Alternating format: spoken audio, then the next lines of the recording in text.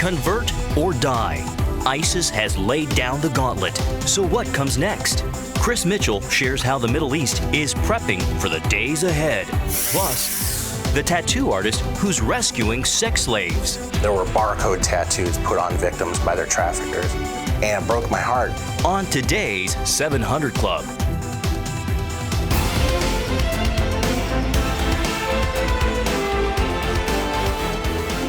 Welcome to the 700 Club. I'm heard that there's somebody in the State Department, Wendy was just telling me, that said the problem with ISIS is they need jobs. Can you believe it? How stupid can you get? Well, it's a deadly threat to America and the world. But the Obama administration will not speak its name. It's radical Islam. And not even at a White House summit on terrorism will it be named. That summit is happening now, and critics are urging the president to face the facts about Islamic terrorism. Gary Lane has the story. The summit convenes just days after the gruesome beheading of 21 Egyptian Christians in Libya, and at a time when the Islamic State's reign of terror is spreading. An unconfirmed report from the BBC suggests ISIS fighters burned 45 people to death in the Iraqi town of al-Baghdadi, a city that was captured by the Islamic State last week. The town is near an airbase where American Marines are stationed. Obama administration critics are concerned about the summit and the administration's response to the ISIS crisis.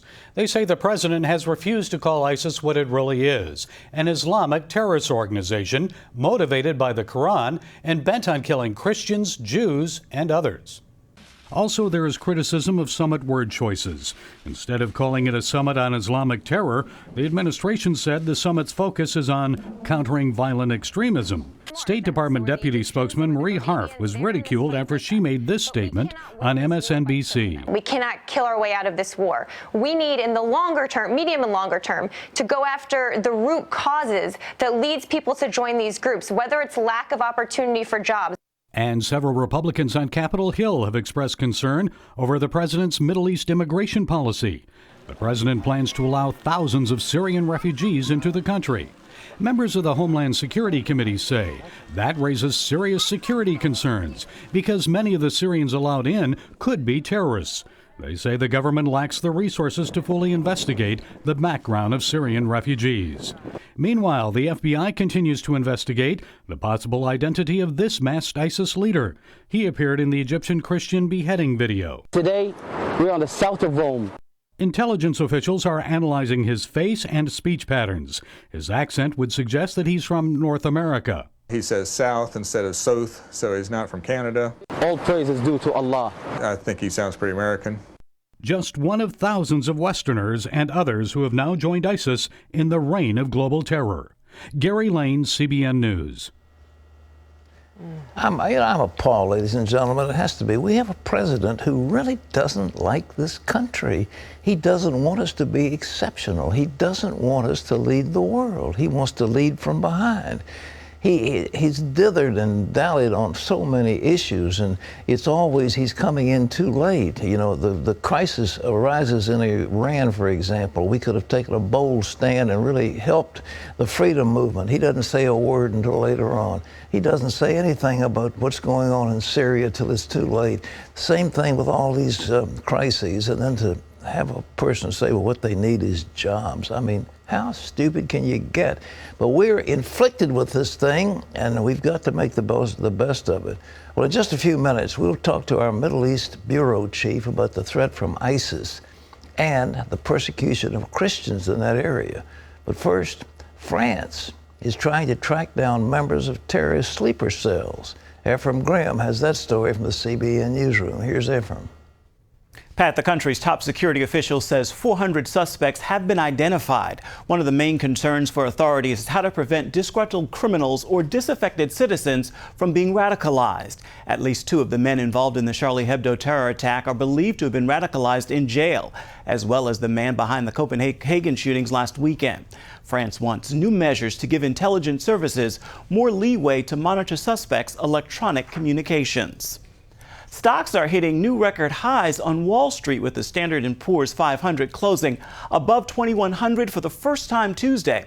And the Dow Industrials finished just 6 points under its all-time high of 18,054. The Nasdaq is also closing in on the 5,000 level, which it hasn't seen since the dot-com tech boom in 2000. Although some analysts worry the market could turn down soon, many are still very optimistic and look for the market to keep hitting new highs in the months ahead. Pat, any predictions? Well, it's like the party on the Lusitania just before it hit the iceberg. I just don't understand what's going on.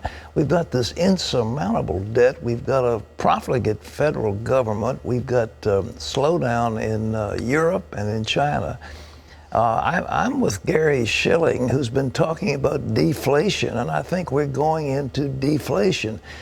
What that does to the stock market, I don't know, but I think the earnings of the American corporations is not going to be robust too much longer. And the stock market really is supposed to work off of earnings. And the QE2, the federal stimulus of the Federal Reserve Board, has been terminated. So that flood of money that's been supporting the stock market isn't going to be there anymore. So I wouldn't think the stocks are going to keep going, but it's irrational. I don't understand it. Irrational exuberance. And hey, if the party's going on, don't take away the punch bowl. Emerald? Well, Pat, it is the winter that just won't quit. In Boston, nearly 8 feet of snow has fallen so far, and more is predicted at the end of the week. The snow is so deep in some areas, residents were making videos of themselves jumping out of windows into the snow and posting them online. Boston Mayor Marty Walsh told people to stop it, warning them they could kill themselves. In places like Manchester, New Hampshire, gas stations are literally out of fuel after back-to-back storms have prevented barges from getting into the ports. In the South, temperatures have plunged into the teens, following up to a foot of snow in some places. Now the concern is freezing and refreezing snow and ice over the next few days. Widespread power outages are also an issue in many states. The NBA All-Star Weekend game is over, but the events are still going throughout the week in New York City. Angela Zadapak talked to some All-Star players and faith leaders about their All-Star efforts to strengthen families. Well, the entire NBA universe has descended upon New York City, and that can only mean one thing.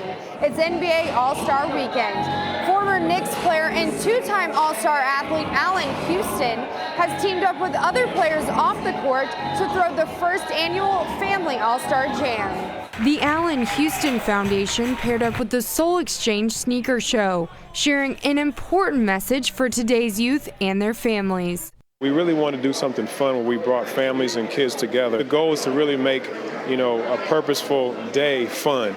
Incorporating a DJ, basketball demos, and other NBA players, Houston wanted to design an interactive approach to teach his foundation's message. We just came up with continue to do programs and basketball camps, and one day, FIZZLE, the acronym of Faith, Integrity, Sacrifice, Leadership, and Legacy, just came to my mind, and we developed a curriculum around it.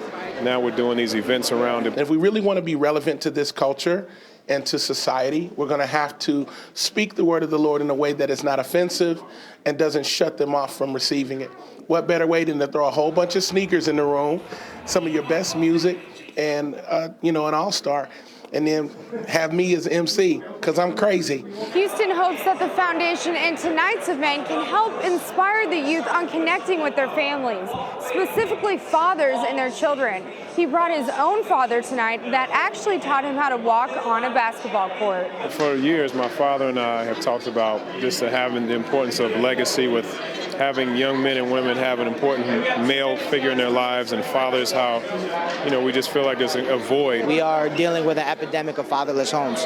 And so we're turning everywhere else for people to be fathered. People are turning everywhere else. So we're looking to music, we're looking to rap stars, we're looking to athletes. The whole idea of this event tonight is to push men to take responsibility, head towards commitment, be faithful, and be who God created them to be, which is faithful men. Today was a seed, We won't see the fruit of this for a while, but we did our part, and that's how I feel. All-Star events are continuing throughout the week here in New York City. For more information on Allen Houston's foundation, visit cbnnews.com. I'm Angela Zatopek, CBN News, New York City. Faith in action. Pat?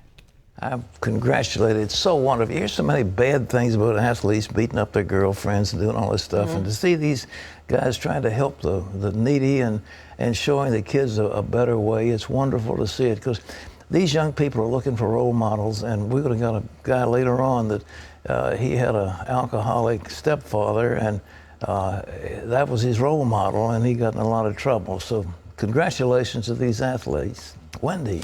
All right, well, still ahead, ISIS on the move and the blood of Christians on their hands. So what's it like for the remaining believers in the Middle East? Chris Mitchell shares their stories next.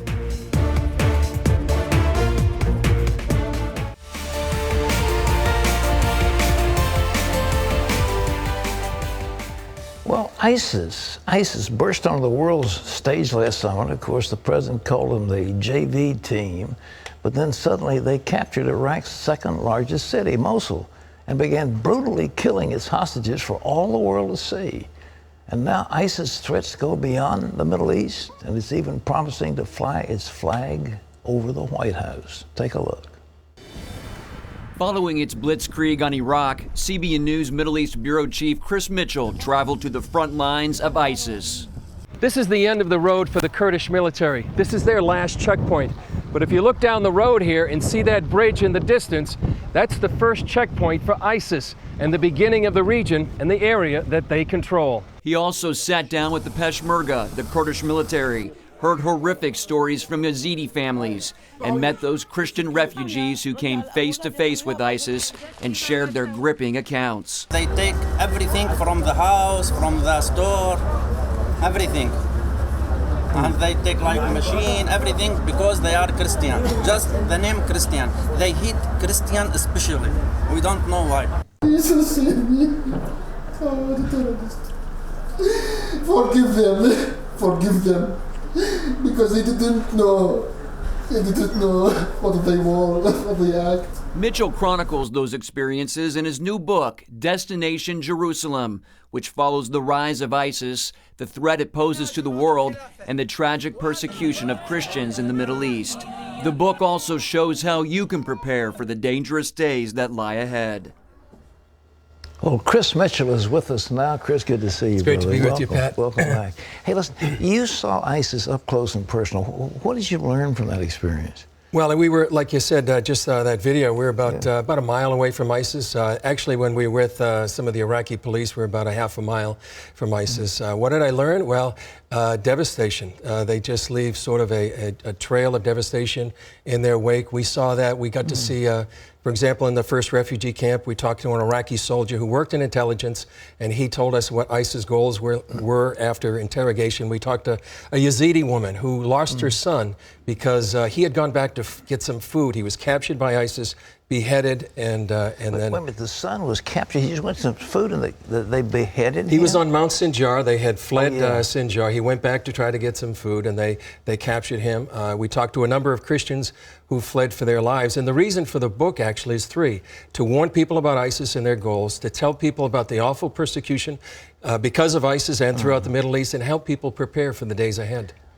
What did you learn? Now, you talked to Peshmerga troops as well. What did you learn about the goals of ISIS? They said they had interrogated somebody. Well, they said that the goals are not only take over regionally, but also to take over Europe and eventually take over the world. This is their goal. And specifically for the Christians, they were given four choices, and many of the people, they could either convert, they could say the Islamic creed and become a Muslim. They could leave their homes, maybe they had been in for years or generations. They could pay what's called the Islamic jizya tax, which sometimes was so exorbitant they couldn't even afford it. Or the last fourth grisly choice was they could die by the sword. And we met many of them. And Pat, I brought along this New Testament. And the man you just saw in the video, he gave me this New Testament. He was captured by ISIS, and he said there were two New Testaments. They said he's a missionary or a spy. They threatened to kill him. And he gave me this. And this lady, also you saw in that video, there was a lady in one of the people that we interviewed. She gave us this piece of candy. It was about the only thing she could give us as a sign of hospitality. I keep these as just a reminder of what the thousands of Christians have suffered and are suffering now. That's what we try to tell in the book. How much suffering? ISIS literally wanted to destroy all the Christians, wanted to kill them. That was their goal. That's their goal. I mean, you saw that in the 21 Coptic Christians who were killed. They want to eradicate Christianity, and that's part of their goal. Can you believe the president said, well, there were some Egyptians, civilians that were captured? He didn't say they were Christians. Exactly. Civilians. Well, and he said the same thing about the people who were killed in the Paris kosher deli. He didn't call them Jews. He called them just civilians. Some folks in there doing shopping or exactly. something. Yeah. And you know, Pat, I think that's one of the points is that we need to know our enemy. When my dad in World War II, he fought Nazism. You fought in Korea and you fought communism. And today our generation is fighting Islamism, and I think we need to recognize the enemy. Unfortunately, our leadership doesn't seem to even want to call it what it actually is, militant or radical Islam. Did you have a chance to talk to any of the ISIS fighters?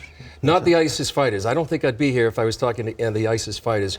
We were close, but we did talk to many of the Peshmerga. We were on the front lines with them. What did they tell you? Well, they told us this. They said, please give us the weapons we need. Those are the boots on the ground. There's maybe 150,000 Peshmerga fighters. They're loyal, they're brave, they're hard fighters, and they need the equipment. So they're asking the United States, give us the weapons and give us the training so we can fight ISIS. They were telling us in the front lines that ISIS had better equipment than them. They could stay out of range of them, and so it was not a fair fight from the Peshmerga's point of view. So they're saying, if I can use a football analogy, there's sort of like a receiver in the end zone waving their arm saying, please throw us the ball. Yeah.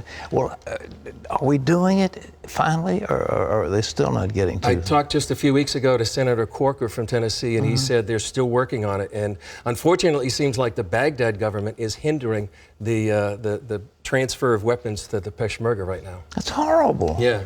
Yeah. Well, they're kind of still Shia friendly, aren't they? Is that the idea?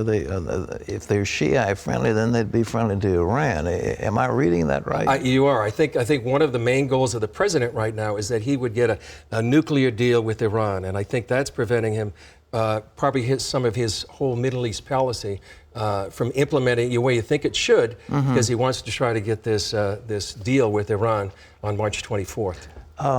Netanyahu is going to make a speech before Congress. How is that playing out in Israel? What do you think that's going to do? Well, politically right now, it seems like his opposition is using it as a weapon against him and trying to say that he's damaging U.S.-Israeli relations. But right now, I think Netanyahu is convinced that the deal on March 24th is a bad deal and that he needs to speak to the Congress and he needs to make a point. Now, this goes counter to what the White House does and what President Obama does. So I think this is something despite the political fallout, he's going to go ahead and do that. He'll do it anyhow. Yeah. Is he going to win the election? No question. I think he will win the election. If you look at the polls, they're neck and neck with the Zionist Party, which is the Labor, former Labor, and the leftist party. But I think if you look at the whole 120 seats, it still goes center right. So I think that he'll be able to form a government after this. And one other thing, Pat, about the Peshmerga and that whole area. I talked to a Kurdish pastor the other day, and he said, please ask people to pray. Pray for the church, because they're overwhelmed with the number of refugees that they are, and they're asking for help to pray to get the gospel out, and they're also praying for wisdom for the Kurdish military. Thankfully, CBN International is helping these refugees both spiritually and practically. Well, you know, I've been a great fan of the Kurds. I think they're wonderful people, and we need to support them. Yeah, we do. Well, Chris, I hope your book is successful. Destination Jerusalem. Just tell me about that title, The Destination Jerusalem with an ISIS flag. Is that what they're Exactly. I chose that title because not only ISIS, but Hamas, Muslim Brotherhood, Al-Qaeda, they have a destination. They want Jerusalem as the capital of their future caliphate, this Islamic empire ruled by Sharia law. And so that's what they're after. There was even an ad by Netanyahu recently about the ISIS looking for directions for Jerusalem. Well, Chris, we appreciate this, and I hope this is this now available for sale? Is it? It's available for sale. You can go to cbn.com. You go to amazon.com. And one other thing about Destination Jerusalem, you know, the ISIS has a prophecy that they feel like they're in the end times. Oh. And they feel like they're actually fulfilling prophecy. Mm-hmm. And they're expecting a major battle in a place called Dabiq, which is in Syria. And they feel like the Crusader army is going to come and they will prevail over them eventually get to Jerusalem. So we see prophecy unfolding. I remember in 2001, Pat, you were at the Bureau and you prayed and you said, well, Jesus is not coming back to Washington. He's not coming back to London or Bonn. He's coming back to Jerusalem. So we see so many things coming back to the city of Jerusalem. Well, Chris, God bless you. And ladies and gentlemen, this book is available. Destination Jerusalem. We appreciate the tremendous work that our Jerusalem Bureau is doing under the leadership of Chris Mitchell. Wendy. All right, thanks, Pat. And Chris, I want a signed copy. Well, coming up, a teenager who hailed a cab with a sawed-off shotgun. Having a gun put an S on your chest, it sort of made you feel like you were invincible. Of course, he wasn't invincible, and you'll find out why next.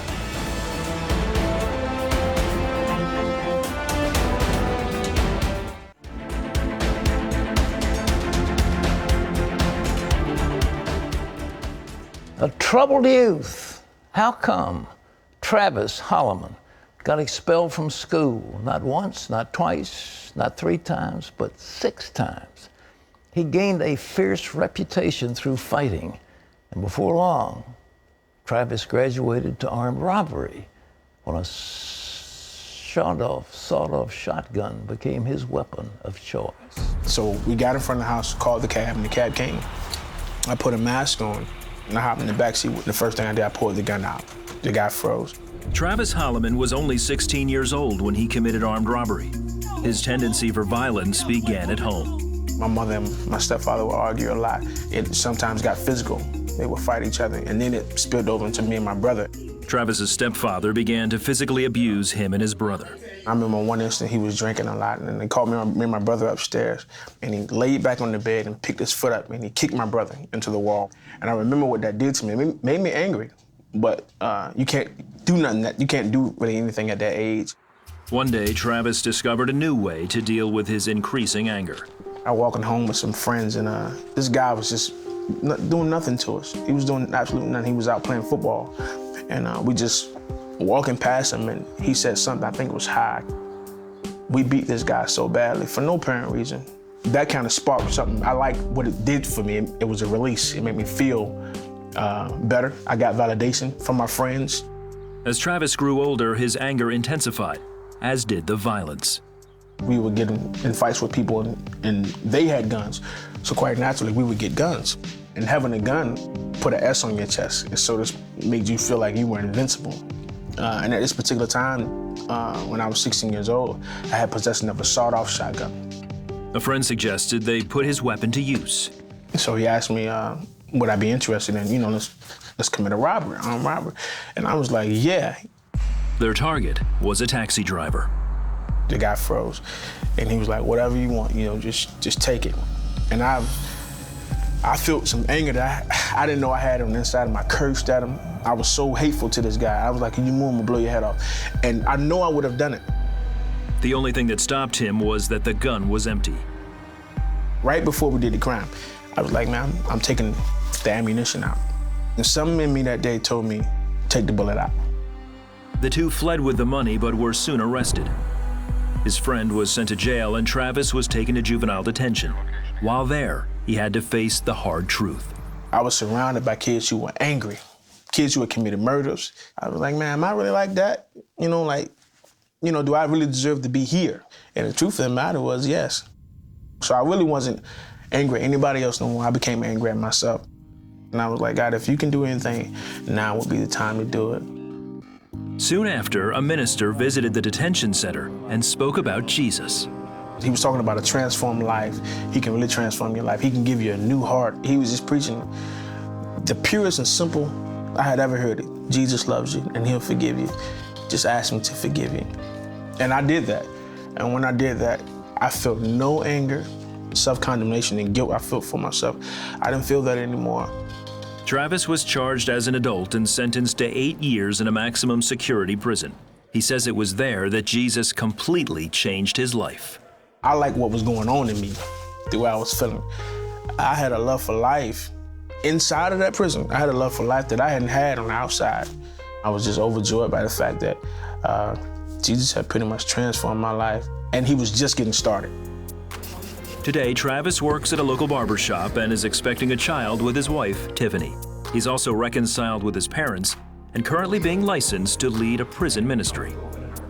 Jesus has been true to everything he said he would ever do for me. He's recreated me.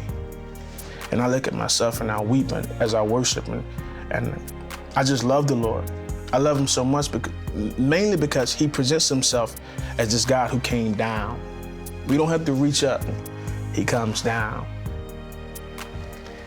You know, you can overcome a very ugly childhood. You can overcome the scars. The Lord will heal to the uttermost those that come to him. With Travis, he had scars and he had anger that was caused by the abuse when he was a little boy. And he wanted to take it out on somebody. And finally, he met the one who had borne the stripes for him, who had taken the abuse, who had had the cursing and the spitting and the slapping and the whips and the anguish. He identified with Jesus. And as one convict said, he took the rap for me. He took the rap for you. He took it for you, that you might have peace. Now Travis has peace. Do you want peace? If you do, I want you to pray with me right now. Just bow your head and pray these words. Lord Jesus, that's right, pray with me. Lord Jesus, I know you have come to give peace, and I want peace with God and peace with my fellow man. I want to have peace with myself. Lord, come into my heart.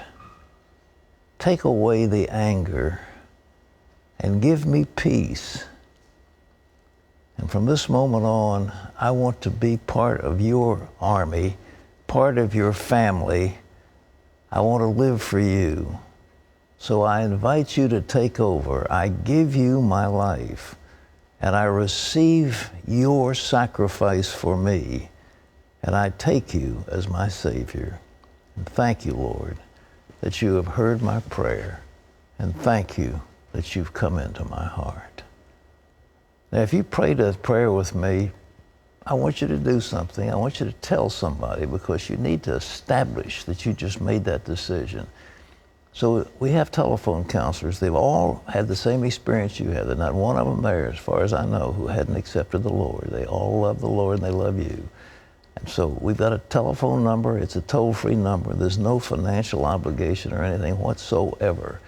But just call up and say, look, I prayed with Pat. I gave my heart to the Lord, and I have the peace of God within me. And I want to give you something. It's called A New Day. It's a CD in here that I think it'll bless you. But if you don't want to give us your name, that's fine too. But just call in. Right there's a telephone number. And we've had some snow around. Maybe some of the phones may be busy for a while, but please be patient and call. We'll get to you. So it's 1-800-759-0700. Here's Wendy. Well, still ahead, villagers who are rebuilding lives, and then a tattoo artist who's rewriting history.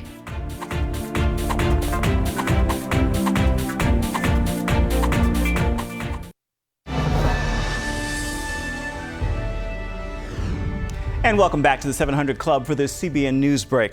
All it takes is just a few rounds of moderate exercise each week to help your heart. A British study that tracked more than 1 million women found that moderate exercise, enough to make yourself sweat or raise your heart rate, could cut a middle-aged woman's risk for heart disease, blood clots, and stroke. One expert in the U.S. told Health Day News it doesn't take the commitment of an athlete. Just 2 to 3 times a week is enough to help protect the heart. We've all been through the drive-thru in search of that fast food fix. Well, now one Ohio church is offering a drive-thru faith fix, but for one day only, today, which is Ash Wednesday.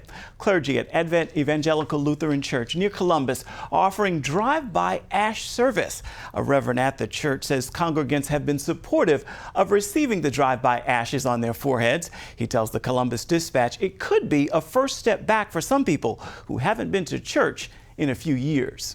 Remember, you can always get the latest from CBN News by going to our website. It's cbnnews.com. Pat and Wendy are back with more of the 700 Club right after this.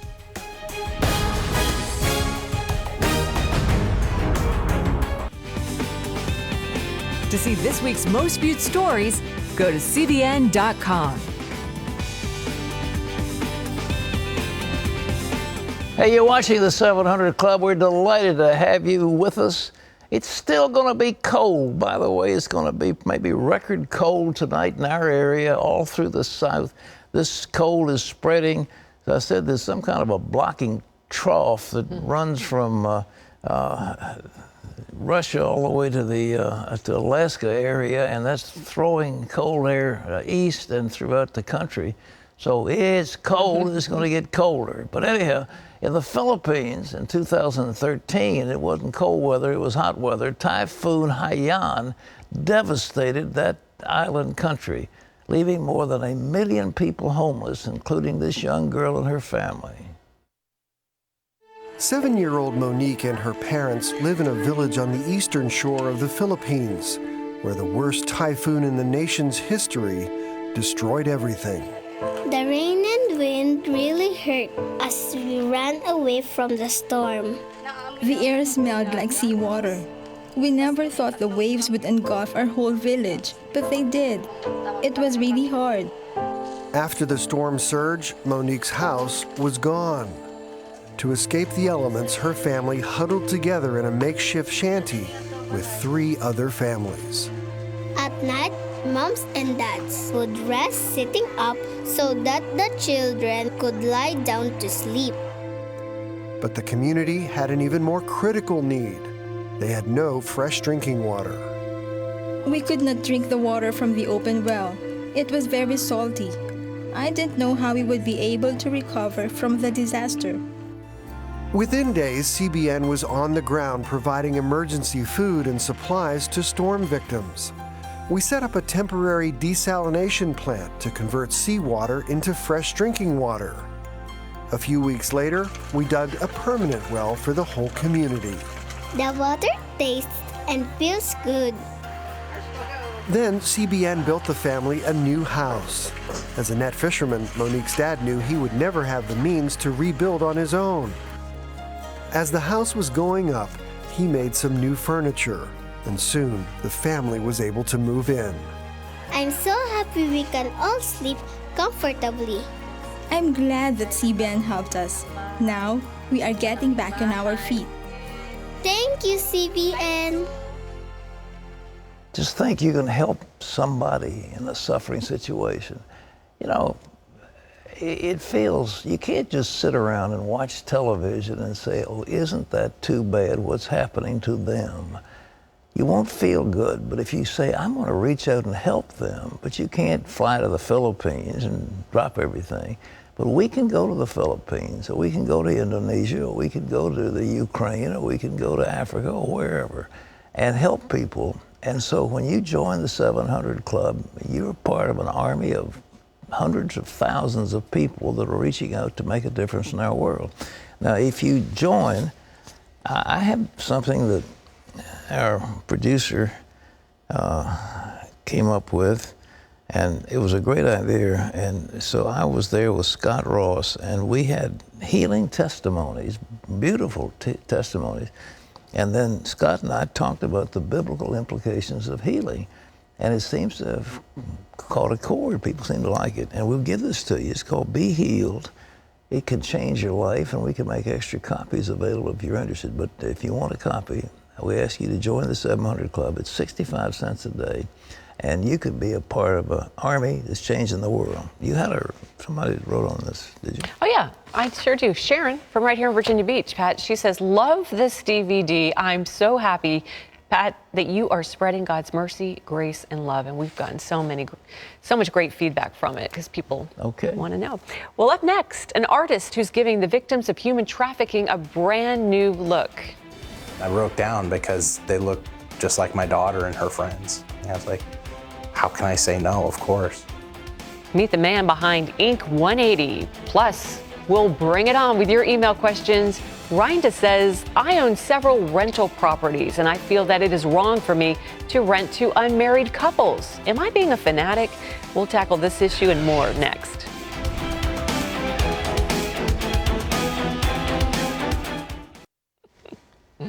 Hey folks, we're talking about Regent University. The faculty at the law school of Regent University was named one of the top 10 law faculties in the nation by the Princeton Review. Think of that. And the moot court team from Regent went over to Europe a year ago and was second in the world, beat Oxford and Cambridge. And this year, the team won this hemisphere, as far as I can tell, from all areas. They're going back to Oxford. Hopefully, they will beat the team from India that they lost to last year, and they'll come out as #1 in the world. So if you want to get a really good law school, Regent is where the action is. It's a tremendous school. And you can, we're taking enrollment right now for the next year for law. It's 1-800-210-0060. That's the number for Regent University. And it's not just law, it's the whole panoply of courses. You've got about 70 different course concentrations that you can participate in. It's a great school. Amazing that they beat Oxford and Cambridge. Those are big names, big schools. I know, but they fell before the onslaught of Regent University. Must be a great feeling. Well, in other news, Chris Baker saw a problem. Buildings in his native Chicago had been tagged by gangs, so Chris decided to paint over the graffiti. Later, Chris realized something else. Walls weren't the only things in his city that needed to be re-inked. This is our freedom tree. When we do sex trafficking tattoo removals, we ask the victims after we're all done to take and dip their hand in paint and place it up here on the wall. You know, these are all the handprints of people who were trafficked in the United States. When I got saved, it's like, God, you know, I misused the first 38 years of my life, and I want to live the rest of my life for you. You just got to tell me what you want me to do. Of course, the first thing that popped into my head is tattooing. I love doing that more than anything. I'd been a tattoo artist for about 15 years, but I was like, that's not doing God's work. Friends that I had worked with in warehousing, I would walk into a lunchroom and they'd see whatever tattoo I got done over the weekend and say, man, I wish I could get nice tattoos like you have. All I have are these stupid old gang tattoos. And it just clicked. I reached out to a couple friends who were probation officers up in the city, and I said, hey, I believe this is my calling. I'm gonna start removing gang tattoos for free. Do you think people will take us up on it? Both of them kind of laughed and they said, yeah, we could have people lined up around the block. And we started Inc. 180. I actually did a cover up for the first one I did. It was for a guy named Junior. I covered his tattoos on his arm, and when he looked down and saw that gang tattoo was covered, he started crying. The relief on his face, and you could feel it. You could feel the pain that he had been through trying to get rid of those old tattoos that defined his past. A lot of people ask, you know, what's the big deal about getting rid of the tattoos? Well, if you have tattoos on your face, your hands, or your neck, it's very hard to get a job. In addition, they're in danger from both former enemies and former friends. They consider it almost like false advertising. So they don't want you walking around with their marks on you. And they have brutal ways of getting rid of them too. They'll burn them off, they'll cut them out. So these people are desperate to get rid of these tattoos. So we put this up just to kind of give gang members an exclamation point when they leave here and they've covered or removed their tattoos. It's, you know, these colors represent their gangs. They tie it up here to the wires. And we've got everything from Gangster Disciples, Latin Kings, Imperial Gangsters. This was a Crip from Kansas City when I was down there, Bloods. One Sunday I was in church and I'd given an update on the ministry, and an agent from Homeland Security was there. He asked me afterwards if I would come speak to their gang unit and said, hey, do you mind if there's a few more agents? Our trafficking team wants to hear what you're doing. I said, what does drug trafficking have to do with this? And he said, no, it's human trafficking. I was in shock. They started just giving me the facts and the figures, and blew me away. I had no idea this was happening in the United States, Chicago, let alone my community where I live here in Oswego. And I said, where do tattoos come into play? And they started laying out 8x10 pictures on this big boardroom table we were sitting at. There were barcode tattoos put on victims by their traffickers, pimps' names, vulgar images, words, rules that the pimps have for girls, contact information for pimps, almost like a business card tattooed on these victims. And it broke my heart. They took my art medium that I love and care about so much and made it disgusting. And then they started showing me pictures of these victims' faces. And I broke down because they looked just like my daughter and her friends. Then they asked me if I'd be willing to extend the ministry to help the victims of human trafficking. I was like, how can I say no? Of course. They're very, very shattered people. I can't even use the word broken because their psyche is very fragile. We've had girls collapse on the floor in tears because they don't have to look in the mirror when they brush their teeth or brush their hair and see that, barcode on their neck or their pimp's name on their neck or their hands or knuckles. They're always highly visible. They're not hidden. So just the fact that they know they don't have to ever look at that again and that doesn't have a hold on them is an amazing feeling. And it's very visible when they see that it's gone, that emotion comes flowing out. So I always point out this handprint right here. It was a 13-year-old girl. She was actually kidnapped from a shopping mall in Des Moines, Iowa. Trafficked for 2 years, and she was rescued here in Chicago. It almost feels like you're a repo man for Jesus. Like you're going after these souls who have slipped towards Satan, and you're pulling them back and introducing them to the Lord and helping them realize that that second chance is there for them, and grace is for everybody. And being able to be that agent that kind of makes that introduction to people, that's the best feeling, the best rush in the world, that makes it all worth it. And we thought we would do 4 or 5 of these things a month when we started 3 years ago, and we've done over 2,200 now free of charge. People will come to me and say, man, what a great idea. This is so cool that you do this. And I say, guys, I don't want any credit for this ministry. Inc. 180 was not something I came up with. I didn't dream it up. I asked God what he wanted me to do. I listened and I followed through. Other than that, he's done all the heavy lifting. So have that conversation with God and say, what gifts have you given me that I can use to serve and help others in the community, as opposed to just using those gifts for my own enjoyment in life. We all have gifts and we're all unique. He made us all unique. And it's time for us all to start getting them. Wow, Chris Baker, you are doing an amazing work. And Pat, you and I were just oohing and awing through that whole piece. It's remarkable. Just think of a human being with a barcode on them, like a piece of meat. That's the way they're treated by those pimps. It's just these girls are just a commodity that they just buy and sell, and they stamp them. And for this man to get them free of that terrible stigma, oh, God bless him. And turn that eyesore into something beautiful that they can be proud of. Sure. It's such a great ministry. Beautiful. Well, you can find out more on Chris Baker and Inc. 180 by going to our website, cbn.com. Well, Pat, you're in the hot seat, and we got some good questions for you today. Let's go answer a few questions. All right. Rhonda, I think I'm saying that right. She says, I own several rental properties. I feel that it is wrong for me to rent to unmarried couples. There are so many that are not married today, and this makes it very difficult. I know there are many discrimination laws, and I diligently work around them.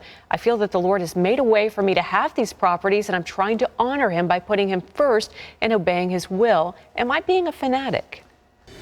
I don't think so. The Bible says whatever is not of faith is sin, and you feel wrongly about encouraging unmarried couples to cohabit. There was a time that you couldn't get a room in a hotel with a woman, man or woman, if they weren't married. They would ask for a marriage license or some evidence of marriage.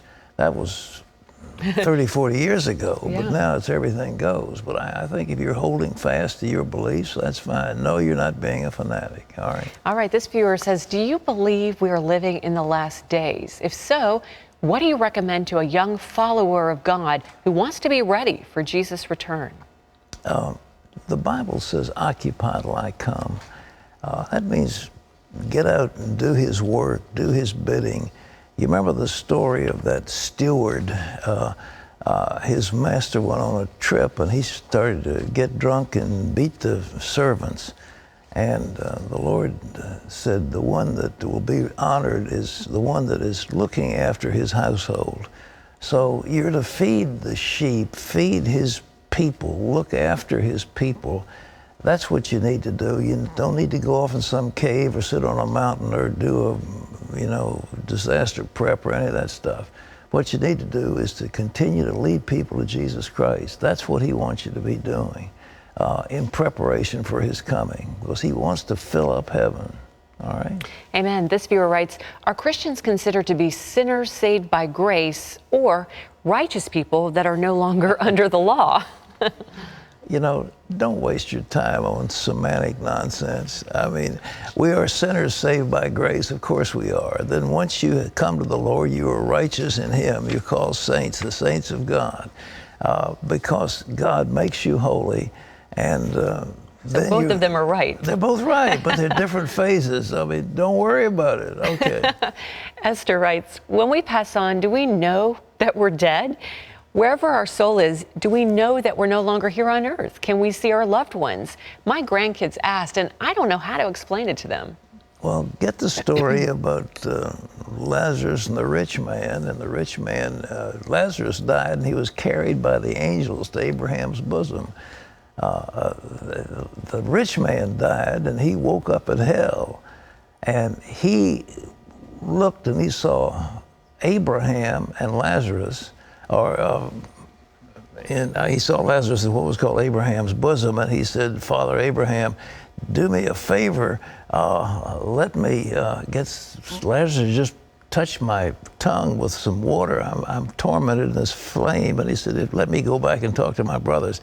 He was totally aware of who he was. He was totally aware of the fact he was dead. He was totally aware that he was suffering. He was totally aware that Lazarus, who'd been suffering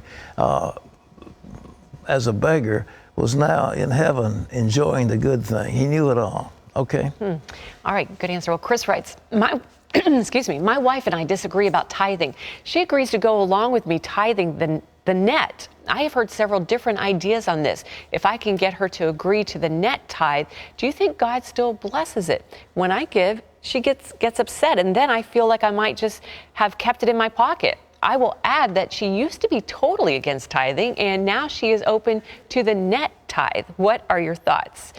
Well, my thought is it's the rightness of the Bible that says don't be unequally yoked together with unbelievers. What fellowship has Christ with Belial? You marry somebody who's not a believer, you're going to be fighting about stuff like this all the time.